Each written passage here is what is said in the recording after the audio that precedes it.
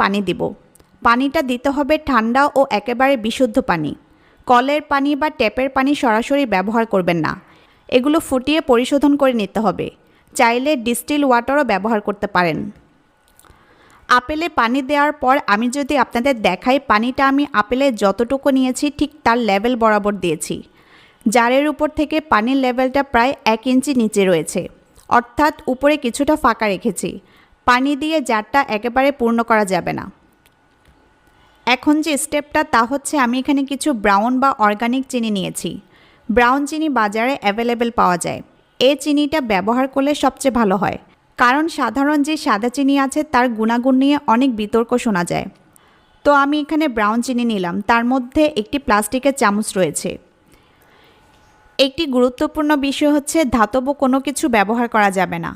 আপনারা কাঠের বা প্লাস্টিকের চামচ ব্যবহার করবেন।